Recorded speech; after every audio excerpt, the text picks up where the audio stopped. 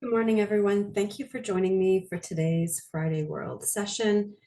A nice little energetic tune-up before your weekend. So I was feeling into the session and it was quite mind heavy. And to help guide me, I pulled a tarot card, a tarot card from the Osho Zen deck.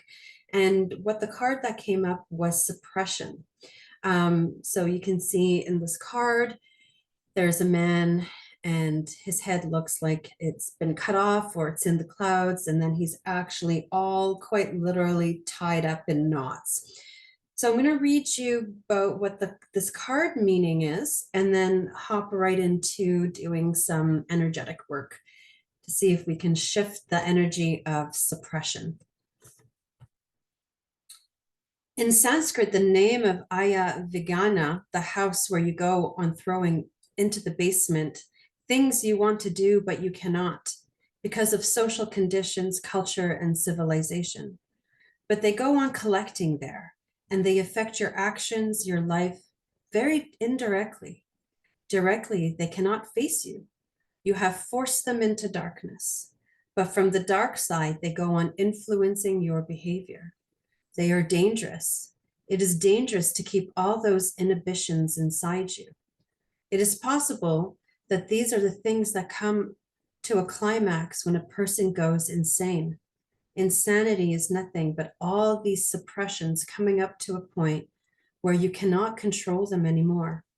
But madness is acceptable, while meditation is not. And meditation is the only way to make you absolutely sane.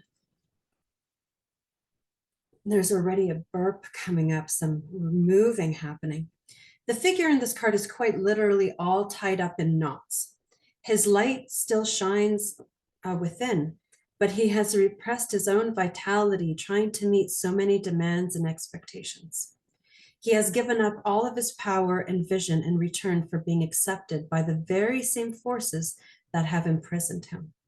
The danger of suppressing one natural energy in this way is apparent in the cracks of a volcanic eruption about to take place around the edges of this image. The real message of the card is to find a healing outlet for this potential explosion. It is essential to find a way to release whatever tensions and stresses might be building up inside you right now. Beat on a pillow, jump up and down, go out in the wilderness and scream at the empty sky. Anything to shake up your energy and allow it to circulate freely. Don't wait for a catastrophe to happen. So right away, I'm right in that liver and gallbladder, pulling up the energy of anger. We've got two opposing forces happening here. Anger, natural anger that's rising up to support you, that it helps the blood flow, the lymph flow. It's catalyzes movements. The reason my hands are moving, this is a natural anger moving through my body. And there's already a burp. There's already a burp coming up. Whew, some release. But when anger is misdirected and it goes and it travels in the wrong way, it goes up into the head. And now it creates confusion, headache, migraines, disorientation, foggy brain. So we're going to do a circulation. We're going to do a circulation of anger through the body, but draining it from the brain. We've got so many things happening in the mind, in the brain. So we're going to need to do and bringing up the energy of anger from the liver, which is organization and planning, up into the brain to help anchor the brain, and then creating a pathway so that anger can move right back down. It doesn't get trapped in the head and start creating problems with brain function. So we're going to do a cortices to circulation of chi within the brain. There's a nice gurgle, allowing anger to move freely, to clear blockages that it needs to block. And then dumping pathological anger from the brain, from the head. Pathological anger is anger plus thoughts that there's a goal that you want your emotions, you think that it's going to get you something.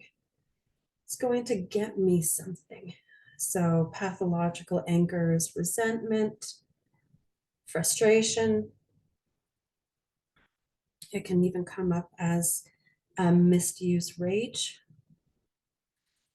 Oh, I'm getting really congested on that one. So like a tempest in a teapot.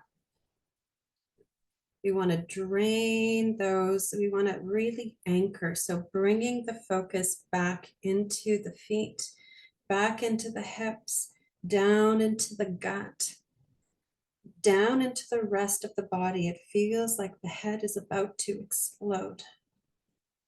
You take it really nice and slow. So it could be circulating of too many thoughts. This could be your expectations upon yourself. And then you can say, oh, others expect of me. Or really, it's you expecting of yourself. You expect yourself to behave in a certain way, or to do a certain thing, or to be a certain way, behave, talk, those false masks that you present to the world, who you think you need to be. And then it goes outward and says, well, they expect that of me. They expect this of me. Society expects this of me, my children, my husband, my wife, my friend. But really, it's your own expectations creating tension within your body mind. And then it spills out into your life. And then a tendency of numbing is coming in. Well, I don't want to feel that. And now my left ear is ringing and my right ear is itchy. So we're going to do also a dumping of from the five senses. We'll do a five senses balancing in relation to expectations that you place upon yourself. So these are all the filters. So we'll do all the five senses, but really focusing on the ears. So we have filters and belief systems on our senses. So this is where those sayings come from. Oh, they only see what they want to see. He only hears what they want to hear. So those are some examples. So I'm relaxing. We'll anchor we'll do a dumping from the ears. Miscommunication. And the information comes in, someone's saying something, or you're reading a piece of information, it's coming in somehow through the ears, you're hearing it, and then it goes through those filters and the information gets skewed. So this could be even your own misunderstanding your own internal voice, misunderstanding.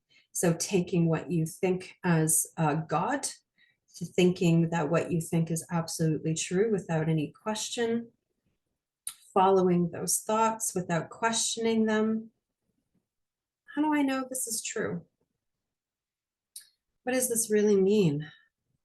What am I really saying? Let me take the art of pause. Let me just take a minute and breathe. Let me check in with myself. So check in with myself was where I had the big breath. So we're going to dump filters from the ears, both physical and subtle, or anchoring that to the heart for individuation, so that you can actually start hearing what is actually being said. Oh, there's such relief on that. Oh, my nice gurgle. So I'm going to tap this in over here. I'm going to go back into being brought back into the brain, specifically to that occiput, to the occipital brain. I'm going to do a hydration to the occiput. That's that reptilian brain, or that cervical, where it reaches that cervical brain. We don't want that reptilian brain making our decisions for us. We want the higher thinking, the prefrontal cortex that works directly with the gut. Spontaneous, where spontaneity comes from. You don't have to calculate and calculate your response. You can sit back and think about it. Sit back and actually think about it. So we're anchoring the brain into the gut. Not anchoring the brain, sorry, anchoring the mind into the gut brain. Now the gut brain needs a little bit of support. It's like, oh, well, they don't listen to me anyway. So this is intuition. So this is where intuitive, those gut responses, those gut feelings, that intuition comes in and supports you and guides you in your life. But it's overrun by thinking. Oh, if I analyze the pros and cons, if I write a list, then that will keep me nice and safe. So we're going to do some support for that gut brain. Dumping control. So control myself, control my environment, control my words, control my thinking, control those around me so I can be safe and everyone else can be safe. So it's false safety. This is when safety becomes tyrannical, very dogmatic. I'm going to keep myself and you safe by imposing my rules upon myself and those around me. The gut brain discerns. It has nothing to do with analyzing. It's everything to do with discernment. It's gentle and quick. I'm just watching the gut brain, and we're going to anchor that into the pelvic basin, into those hips for support. You need some support. Now there's big sadness coming out. There's some sadness coming from the hips, of feeling unsupported. I feel unsupported.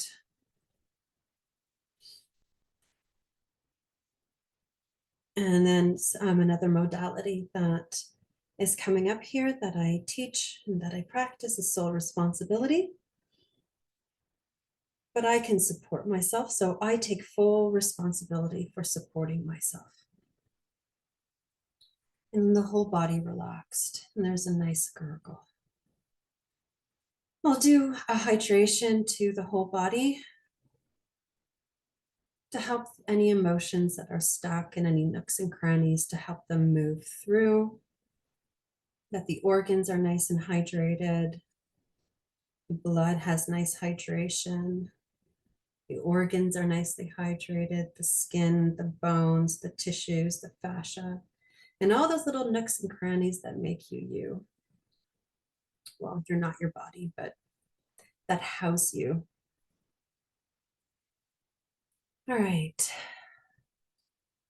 There's a nice stomach gurgle. And so this is going to run for 3 days as a repeat repair. So think of that as like an upgrade, like every time your phone reboots and it says it has a system update. So the repairs are going to be done upon repair over the next 3 or 4 days. You can think for your, just hold your body and link it to your prefrontal cortex. This session will run for you as your body needs it over the next 3 days.